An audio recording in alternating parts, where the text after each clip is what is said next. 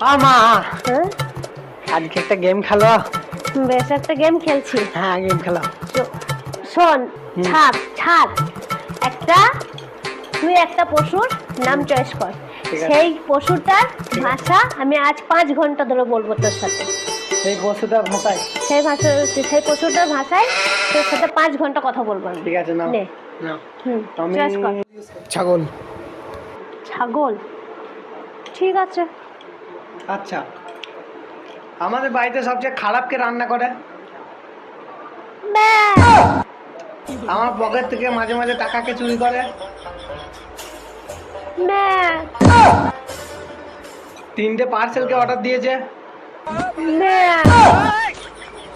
অনলাইনে খাবারগুলো কে অর্ডার দেয়?